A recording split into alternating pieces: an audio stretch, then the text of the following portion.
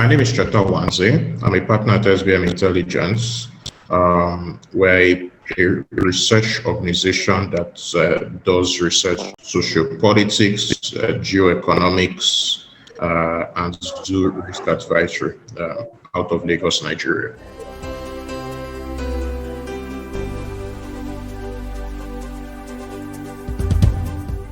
For me personally, the biggest issue in this election is the issue of devolution of powers. It's very clear that Nigeria is not working the way it's currently structured, and more importantly, cannot work.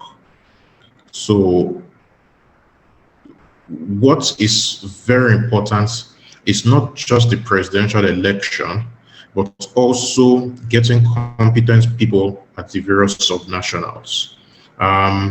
Devolution of powers is already happening in a de facto manner, but we are not ready for when it finally happens, when it's finally sealed, because to a large extent we've been electing not very good managers at the subnational levels.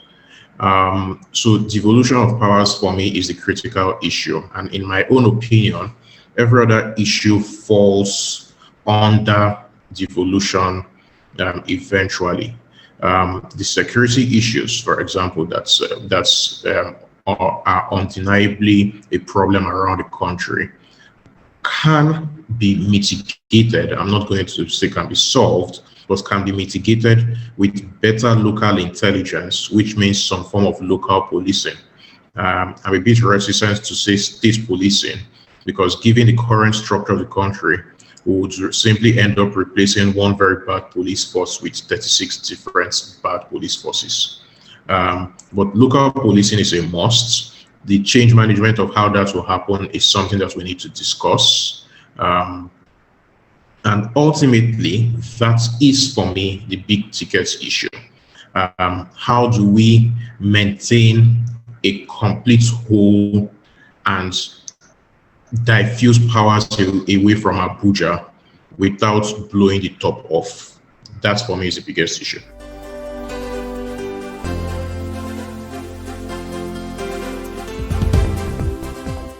Well, we already have a large number of former governors as senators, so that will not be a new thing. Speaking to the quality of candidates, I think it would be arrogant of me to speak to that. We have a delegate system, however flawed it is, and it is those who participate and who can make their way through the system that eventually emerge through the system and are presented for the people to vote for.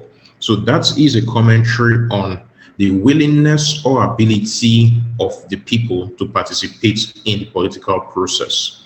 Participating in the political process is long, it's tedious, it's expensive, so it limits the number of people who can participate. I think it's important to point all of that out.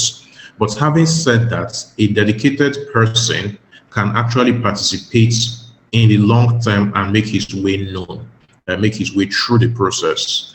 In the end, it's only those on the ballot that we can vote for. So it becomes a moot point complaining about the quality of what the process throws when you did not participate in the first place. One of the issues that I keep having with so many friends of mine, we've argued about this quite a bit, is you sit all day in your comfortable offices, in your comfortable estates. You don't know what local government area you live in.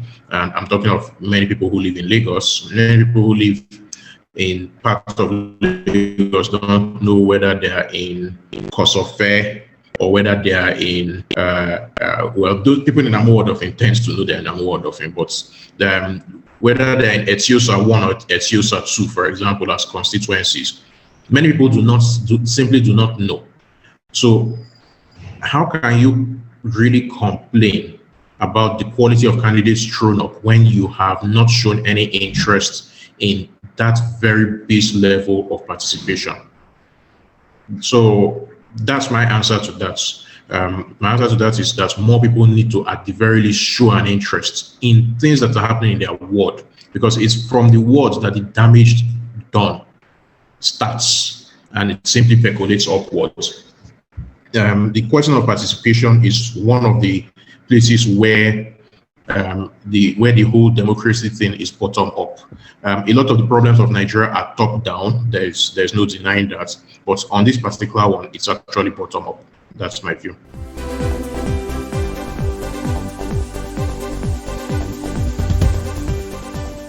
The first thing that we should understand is that the Belkov basically is about averages.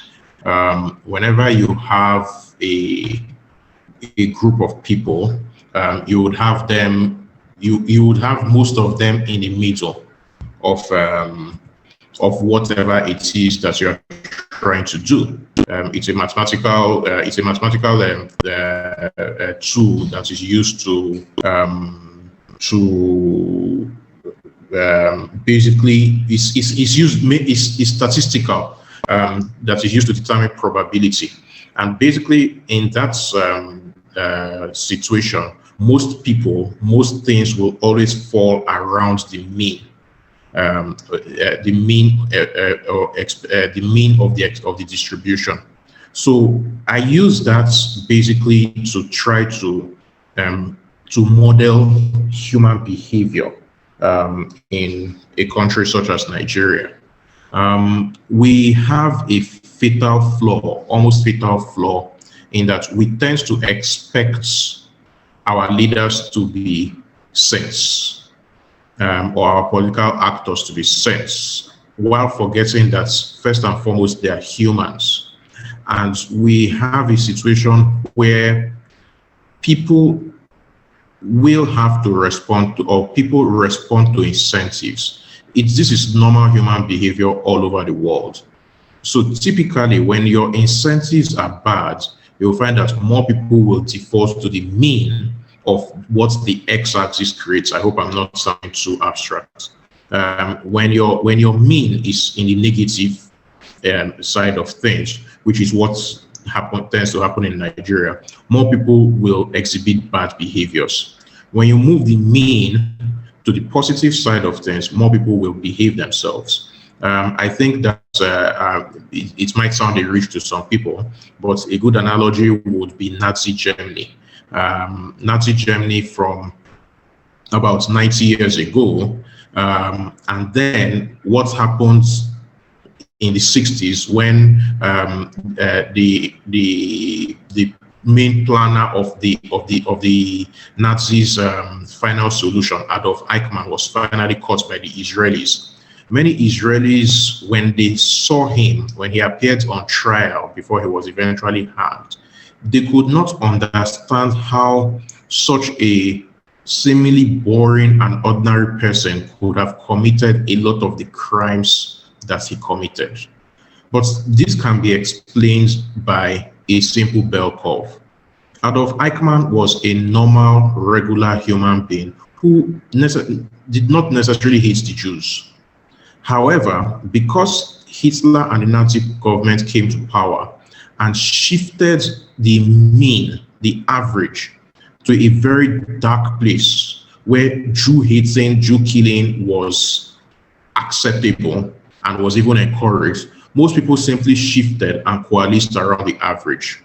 So, coming back to Nigeria, most of us, in the little things that we let go, we see a policeman stops us, we give him something so that we can just continue moving. We see something wrong and we just remove our face. It's because the mean in Nigeria is not in a good place. It's that simple. And this translates to everything. I try to use myself as an example in my write-ups just to show that I am human. I have, on occasions when I was certain I could get away with it, I've beaten traffic. I wouldn't, and you see it as an example, foreigners who come to Nigeria. I'm sure that most Nigerians have heard a complaint that this person is doing things that he would never dare to try in his own country. And that complaint is born out of that our almost childish expectation that people are saints. No, people aren't saints. He has come to a country where the system allows for him to beat it. And the moment you get to that scenario and you realize that you can get away with nonsense, you will try to get away with nonsense. It's classic human behavior. So what we need to do, and I think that unfortunately in many respects we are so far gone. Our justice system in Nigeria has not been blindfolded for a very long time. So the moment, if we start trying to implement justice today, you would see a scenario where people are going to immediately start finding reasons to shout inequalities and all of that. And for good reason. Why should the system punish me first when a lot of other people have been getting away with it? Will I trust, even if we all agree, okay, let us rule a line from today, 30th of August, rule a line, and going forward, everybody will be punished for wrongdoing. The question will almost immediately arise as to, do we trust that the system will truly be impartial? And that is at the heart of a lot of our problems. Impartial access to justice, impartial enforcement of the rules. The moment you have such a situation, it's a form of arbitrage. And the moment you have such a situation, there will always be people who will want to bend such rules or take advantage of such rules. It's just natural human behavior. So we should not be so surprised as a people to see human beings responding to incentives, because these are the incentives that we have created.